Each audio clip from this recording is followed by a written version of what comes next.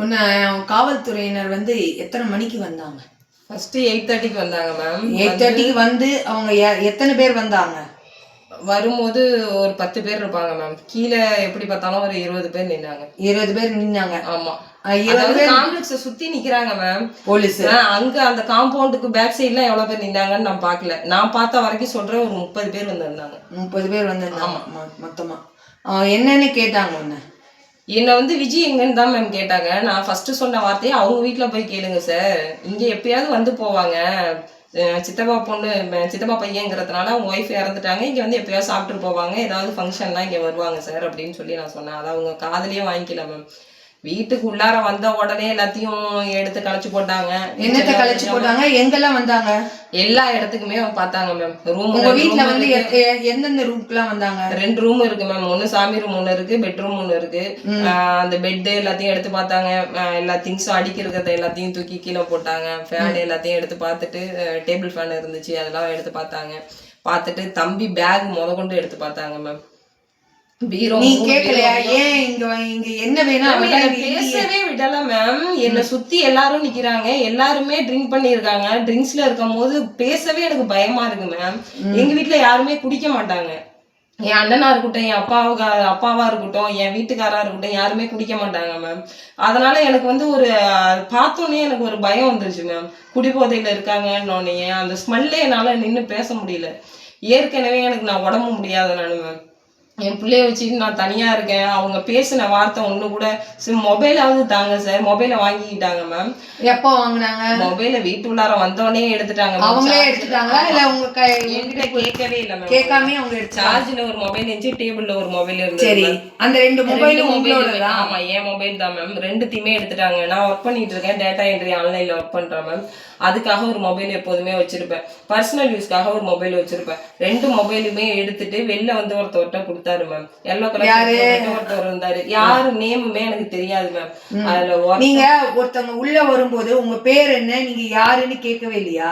நான் கேட்டதுக்கு தான், நான் யாரா இருந்தா உனக்கு என்னாடின்னு கேட்க ஆரம்பிச்சாங்க மேம். அதுக்கப்புறம் தான் மேம் வார்த்தை ரொம்ப அதிகமா பேச ஆரம்பிச்சேன். என்னென்ன பேசினாங்க? நான் ரொம்ப ஓவரா, நீ என்னடி ஓவரா பேசுற, ரூல்ஸ் பேசுற, நீ வந்து அவன் தங்கச்சி தானே, நீ உன் அண்ணங்காரனோட படுக்கிற ஆள் தானே நீனு அப்படின்னு பேசினாங்க மேம். சரி, நீங்க என்ன வேணாலும் பேசுங்க, ஏன் கூட பிறந்தவர் இருக்காரு, அவரை நான் வர சொல்றேன், அதுக்கு நான் என் வீட்டுக்கு இன்ஃபார்ம் பண்றதுக்காவது எனக்கு மொபைல் கொடுங்க சார் அப்படின்னு சொல்லி கேட்டதுக்கு, தேவடியா சரிக்கு நீ என்னடி மொபைல் கேட்குற, திருட்டு வேலை தானடி பார்த்துட்டு இருக்கீங்க எல்லாரும் அப்படின்னு சொல்லி அசிங்கமா அந்த வார்த்தையை எப்படி சொல்றதுன்னு எனக்கு தெரியல. என்ன வார்த்தை சொன்னாங்கன்றது நீ சொல்லுமா? நீ சொல்றது நீங்களா இருப்பீங்க போல இருக்குடி. இந்த மாயத்துல உள்ளவங்க, மயிலாடுதுறையில உள்ளவங்க எல்லாரும் பொம்பளைங்க எல்லாம் இப்படிதான் இருப்பீங்க போல இருக்கு. நான் வந்து விசாரிச்சுட்டேன் எல்லாத்தையும்.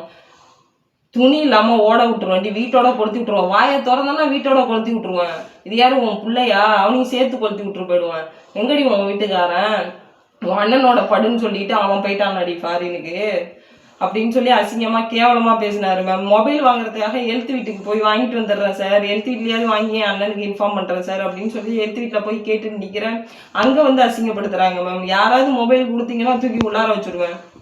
எதுக்குடி எல்லாரும் சேர்ந்து இந்த வேலை பாக்குறீங்களாடி, அவன் அண்ணங்காரனோட படுத்துட்டு குடும்பம் நடத்திக்கிட்டு இருக்கா, இதெல்லாம் வந்து இந்த காம்ப்ளெக்ஸ்ல கேட்க மாட்டீங்களா யாரும், இத்தனை வீடு இருக்கு, எல்லாம் லேடிஸ் தானே இருக்கீங்க அப்படின்னு சொல்லி ஹெல்த் வீட்டில் முஸ்லீம் மேம். இங்கே 12 வீட்லேயும் எல்லாரும் முஸ்லீம் தான் மேம் இருக்காங்க. நான் ஒரு ஆள் தான் மேம் இங்கே இருக்கேன். இதே ஊர்லேயே பிறந்து வளர்ந்ததுனால எனக்கு வீடு கொடுத்தாங்க. நான் கிட்டத்தட்ட 2019 இங்கே வந்தேன் மேம். 2019 வந்தேன். 5 வருஷமா நான் இங்கே இருக்கேன் மேம். என் வீட்டுக்காரர் வந்து 2023 ஃபாரின் போனாங்க மேம். கார்பெண்டர் தான் மேம். டெய்லி இங்கே இருக்கும் போது டெய்லி தினம் வேலைக்கு போனாதான் வந்து குடும்பம் ஓடும். அந்த நிலைமையில தான் நாங்கள் இருந்தோம். அதுக்கப்புறம் தான் வந்து ஃபாரின் போனது என் வீட்டுக்காரு. இப்பதான் கொஞ்சம் நல்லா வந்துட்டு இருக்கேன் நான். அப்படி இருக்கிற பட்சத்துல நான் வீட்டு வாசல்ல கூட போய் நான் வெளியில நிக்க மாட்டேன் மேம். மாடியில போய் துணி காய போடுவோம், போய் எடுத்துட்டு வந்துருவேன். அது கூட எனக்கு ஒரு நேரம் அம்மா வரும்போது அப்பா வரும்போது போய் எடுத்துட்டு வர சொல்லிடுவேன். வீட்லயே தான் என் பொழுது உள்ளாரையே தான் போவோம். போய் கதை பேசிட்டு இருக்கிறது, வெளில நிக்கிறது, அனாவசியமா வெளியில கிளம்பி போறது, ஒரு ஷாப்பிங் போறது, இதெல்லாம் கூட எனக்கும் பிடிக்காது, என் வீட்டுக்காருக்கும் பிடிக்காது. அது மாதிரி என் கூட பிறந்த அண்ணனுங்களுக்கும் சரி. வெளில வந்து நீங்க எந்த ஜாமான் வேணும்னாலும் நீ கேளு, நான் வாங்கிட்டு வந்து தரேன் அப்படின்னு தான் சொல்லுவாங்க. அப்படிதான் மேம் எங்களை வளர்த்தாங்க. அப்படி இருக்கும் போது வந்து இவங்க எல்லாரும் வெளியில. எவ்வளவு நேரம் போலீஸ் இருந்தாங்க உங்க வீட்டுல? 8:30 ஒரு 10:45 இருக்கும் மேம். அது வரைக்கும் அவ்வளவு நேரம் உங்க வீட்லயே இருந்தாங்க? ஆமா, வீட்டுலன்னா வீட்டு உள்ளார இல்ல மேம். 2-3 பேர் வந்து பாத்துட்டு போறாங்க. இன்னும் எவிடன்ஸ் அவங்களுக்கு ஏதாவது கிடைக்குதான்னு பாக்குறாங்க. எல்லாத்தையும் எடுத்து பீரோல உள்ள துணியெல்லாம் எடுத்து போட்டாங்க மேம். மாடி ஃபுல்லா போய் பார்த்தாங்க. மாடியில எப்படி கல்லுலாம் எடுத்துட்டு வந்தாங்கன்னு தெரியல மேம். ஜல்லிக்கல்லாம் வெளியில அந்த கொல்லை பக்கம் மாதிரி இருக்கும், அதுல விட்டு எரிஞ்சுலாம் அடிச்சு பார்த்தாங்க. காம்ப்ளெக்ஸ் ஃபுல்லா தெரிஞ்சு போய் எல்லாரும் ஹவுஸ் ஓனருக்கு ஃபோன் அடிச்சுட்டாங்க மேம். பக்கத்துலயே தான் மேம் ஹவுஸ் ஓனர் வீடு, பக்கத்து வீடு தான். அவங்களுக்கு ஃபோன் அடிச்சு இன்ஃபார்ம் பண்ணி என்னை வந்து காலி பண்ண சொல்லி, நான் அப்பயும் ஃபுட்டேஜ் வேணும் அப்படின்னு சொல்லி கேட்குறேன். எனக்கு நான் ப்ரூவ் பண்ணுறதுக்கு ஏதாவது ஒரு எவிடன்ஸ் வேணுமே அப்படின்னு சொல்லி கேட்குறேன். ஹவுஸ் ஓனர்ட்டையும் போய் மிரட்டி இருந்திருக்காங்க போல இருக்கு, ஃபுட்டேஜ்லாம் கொடுக்கக்கூடாது. நான் எதுக்கு மேம் மிரட்டணும்? அவங்க மேலே தப்பு இருக்கிறதுனால தானே. நான் என்ன அக்யூஸ்டா? என்ன ஃபர்ஸ்ட் வந்து அவங்க விசாரிக்கணும்னா ஒரு லேடி போலீஸாக அழைச்சிட்டு வந்திருக்கணும். அவங்க 6 மணிக்கு மேலே வந்ததே தப்பு மேம். நான் ஏதாவது அவங்களுக்கு மரியாதை கொடுக்காம பேசினா நீ யாருடான்னு நான் கேட்டேனா? அவ்வளோ அசிங்கப்படுத்தியும் நான் சாருங்கிற வார்த்தையை மாறல. உங்களுக்கு அந்த வந்தவங்க, உங்க வீட்டுக்கு வந்தவங்களை வந்து நீங்க எங்கேயாவது பார்த்தா உங்களுக்கு அடையாளம் காட்டுது மேம்? அந்த முகத்தை என்னால மறக்கவே முடியாது மேம். ஒருத்தவங்களையும் நான் கரெக்டா அடையாளம் சொல்லுவேன் மேம். இன்னைக்கு நான் செத்து நான் பொழைச்சிட்டு இருக்கேன். என் பிள்ளைய வச்சுட்டு நான் வாழ்ந்துட்டு இருக்கேன்னா என் பிள்ளைக்காக மட்டும்தான் நான் இருந்துட்டு இருக்கேன். என் பிள்ளைய கொன்னுட்டு என்னால வாழ முடியல மேம். எனக்கு எப்படி கொண்டுட்டு நம்மளும் சாவணுமா? அதுவும் என்னால யோசிக்க தெரியல. என்ன நம்பி ஒரு மனுஷன் இருக்காரு, அவருக்கும் அப்பா அம்மா கிடையாது, அவரு ஃபாரின்ல இருக்காரு. இன்னும் சொல்ல போனா என் வீட்டுக்கார்ட்ட நான் இதெல்லாம் சொல்லல மேம். வீட்டுக்கு போலீஸ் வந்துட்டு போச்சு, அண்ணனை தேடுனுச்சுங்கிறது மட்டும்தான் மேம் தெரியும். இத மாதிரிலாம் அசம்பாவிதம் நடந்து போலீஸ்காரங்க வந்து 10:30 மணி வரைக்கும் இங்க இருந்துட்டு போயிட்டாங்க. ஆமா மேம். திரும்ப எங்க வீட்டுக்கு போய், என் பிறந்த வீட்டுக்கு போய், இங்க எங்க அண்ணன் வந்துச்சு மேம், கூட பிறந்த அண்ணன் வந்துச்சு. அதை தேடிக்கிட்டு என்ன தேடிக்கிட்டு வந்தோன்னா போலீஸ் வந்திருக்காங்கன்னு எங்க அண்ணனுக்கு தெரிஞ்சிருக்கு போல இருக்கு. அண்ணன் மொபைலையும் வாங்கிட்டாங்களாம். வந்த உடனே என் அண்ணனை இங்கேயும் என் கண்ணு முன்னாடியே அடிச்சாங்க மேம். சரி, எதா இருந்தாலும் என்கிட்ட கேளுங்க சார், என் விஜயனை தேடி வந்தீங்களா, என்ன வேணா கூப்பிட்டுருப்போங்க, பாப்பாட்ட எதுவும் பேசாதீங்க அப்படின்னு சொன்னிச்சு. என்னடா தேவடி அளவெல்லாம் இருக்காளோ, அவள்கிட்ட எதுவும் பேசாத, நீ என்னடா சப்போர்ட் பண்ற அப்படின்னு சொல்லி, அவ எப்படிடா வேணும் உனக்கு அப்படின்னு. என் தங்கச்சி தான், அவ கூட தானடா நீனும் படுத்து ஏஞ்சிருப்ப, என் கூட பிறந்த மேம் அவன். நான் வெளியில நின்னா கூட அவனுக்கு பிடிக்காது மேம்.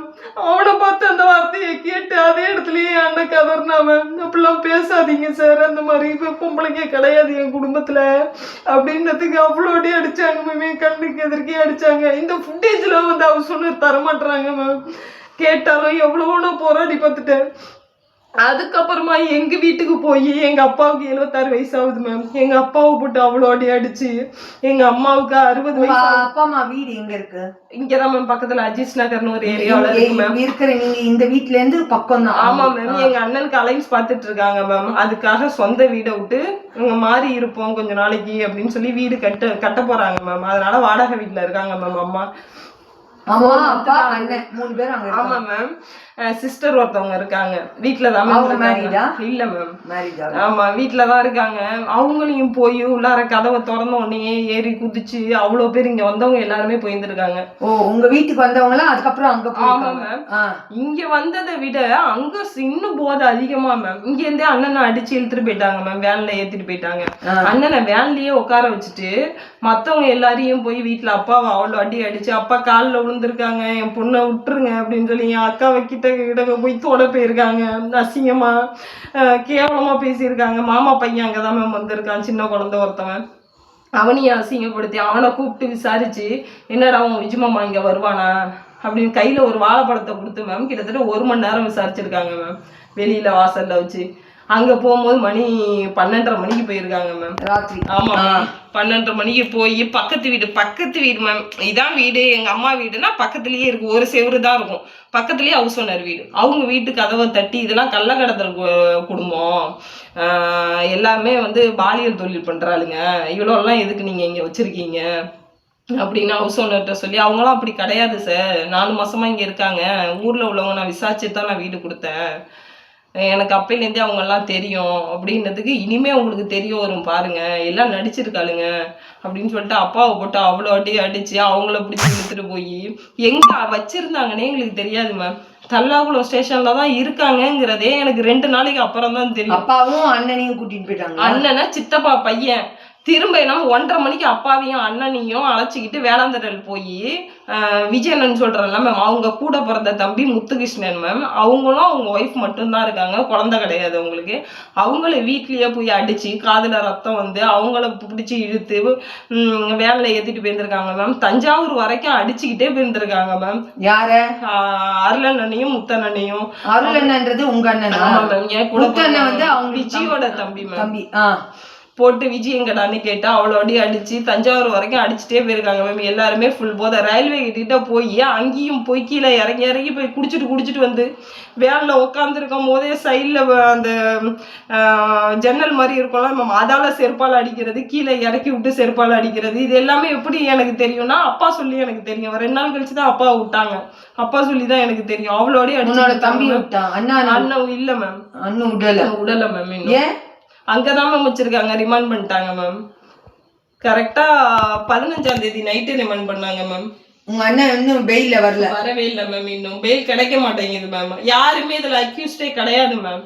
அந்த கடத்தலுக்கும் இதுக்கும் எந்த சம்மந்தமும். நான் என்ன கேட்கிறேன், சரி ஜென்ஸ்ல எல்லாரையும் ஜென்ஸை அழைச்சிட்டு போனாங்க, இன்னொன்னு அடிக்கிறதுக்கான வேலை என்ன மேம் இருக்கு? என்ன வந்து பார்க்கணும், என்கிட்ட அவங்களுக்கு வந்து என் மேல சந்தேகம் இருக்கு அப்படின்னா லேடி போலீஸ் அழைச்சிட்டு வந்திருக்கணும். அதுக்கான இதை வந்து நான் ஒத்துழைச்சிருப்பேன். 10:30 மணிக்கு போனவங்க திருப்பி வந்தாங்களா? ஆமா மேம், 2:30 மணிக்கு வந்தாங்க மேம். திருப்பி வந்தாங்க. திருப்பி எத்தனை பேர் வந்தாங்க? 2:30 மணிக்கு வரும்போது 4 பேர் உள்ளார வந்தாங்க மேம். என்கிட்ட அவ்வளோ அசிங்கமா கேவலமா நடந்துட்டு இருக்கும்போது வெளியில ஃபர்ஸ்ட் வந்தோடனே மேம் வெளில கதவை தட்டினாங்க. நான் ஜன்னல் வழியா பயத்திலேயே தான் மேம் இருந்தேன். ஜன்னல் வழியா திறந்து பார்த்தோடனே என்ன சார் வேணும் உங்களுக்கு, ஏன் திரும்ப வந்திருக்கீங்க, அதான் அழைச்சிட்டு போயிட்டீங்கல்ல எல்லாரையும் அப்படின்னு சொல்லி கேட்டேன் மேம். இல்ல நீங்க வந்து இங்க 10:30 மணிக்கு போலீஸ் வந்தாங்கன்னு இங்க உடனே ஏதாவது மகளிர் காவல் நிலையம் எதுக்காவது போன் பண்ணீங்க? என் மொபைல்ல தான் எடுத்துட்டு போயிட்டாங்களே மேம். வேற யாரும் போன் கூட பண்ண பயப்படுறாங்க மேம். எழுத்து வீட்டுல நான் போய் மொபைல கேட்டதுக்கு தானே மேம் அந்த அளவுக்கு அசிங்கப்படுத்திட்டாங்க. காம்ப்ளெக்ஸ்ல இப்போ வரைக்கும் என்கிட்ட யாருமே பேசல மேம். ஏன்னா அந்த அளவு அசிங்கப்படுத்திட்டு போயிட்டாங்க. நான் ஹவுஸ் ஓனர் கூட உங்களுக்கு ஹெல்ப் பண்ணல மேம். அவங்க கிளம்பி ஃபாரினே போயிட்டாங்க மேம். House owner? ஆமா மேம். முஸ்லிம்ஸ் தான் அவங்களும். அவங்க அதுக்கப்புறமா 2 நாள்ல நான் திரும்ப போயிட்டு ஃபுட்டேஜ் கேட்கலான்னு போறேன், ஃபாரின் போயிட்டாங்க அப்படின்னு சொல்லி அங்க வேலை பாக்குறவங்க சொல்றாங்க மேம். அவங்க இங்க இல்லம்மா, இந்த பிரச்சனை தெரிஞ்சோடனே ஃபாரின் போயிட்டாங்க அப்படின்னு சொல்லி சொல்றாங்க. நம்ம இருந்தா தானே வந்து கேட்பாங்க அப்படின்னு நினைச்சிட்டு அவங்க கிளம்பிட்டாங்க போல இருக்கு மேம். எனக்கு வெளியில நின்னுகிட்டு வெடியற் காலைல 2:30 மணிக்கு வந்து கதவை தட்டினாங்க. ஜன்னல் வழியா கதவை தட்டுனாங்கன்னே சொல்ல முடியாது மேம். கதவு உடையில, அது ஒண்ணுதான். இன்னும் ஒரு 2 நிமிஷம் தட்டி இருந்தாங்கன்னா கதவு தானா ஓப்பன் ஆயிருந்திருக்கும். அவங்க கதவு தட்டுற சவுண்ட்ல என் பிள்ளை ஏஞ்சி வரான். ஏஞ்சி வந்து அந்த 2:30 மணிக்கு அப்பதான் தூங்க வச்சேன் மேம். அவன் ஏஞ்சி வந்து அம்மா திறக்காதம்மான்னு கத்துறான். ஏன்னா பாத்துட்டான் அவன் கண்ணுக்கு எதிர்க்க. வெளியேன்ட்டு என்ன விஜய் இருக்காண்டாடி உள்ளார, விஜய் கூட படுத்துறியா, அதான் கதவை திறக்க மாட்டேறியா, ஏதா இருந்தாலும் காலைல பேசிக்கலாம் சார், நான் ஸ்டேஷனுக்கு வேணாலும் வரேன், என்னை மகளிர் ஸ்டேஷனுக்கு கொண்டு போங்க, அங்கே நான் வந்து எதா இருந்தாலும் பதில் சொல்கிறேன் அப்படின்னு சொல்கிறேன். இப்போ திறக்கிறியே இல்லையாடி, வீட்டோட சேர்த்து கொளுத்திடுவேன். அவன் அப்போ உள்ளார இருக்கானா, அதனால தான் நீ திறக்க மாட்டேற, நீ இந்த மாதிரி வேலை பார்ப்பேன்னு தெரிஞ்சுதாண்டி நாங்கள் திரும்ப வந்தோம். திறக்கிறியா இல்லைன்னு வேகமா தட்ட ஆரம்பிச்சுட்டாங்க மேம். அதுக்கப்புறம் நானே போய் பயத்துல திறந்து விட்டேன் மேம். திறந்து உடனே நான் திறக்கிறேன், டக்குன்னு உள்ளார வராங்க, இன்னொரு கதவையும் திறந்துட்டு உள்ளார வராங்க. அவ்வளோ ஸ்மெல்லு மேம், நிக்கவே முடியல என்ன.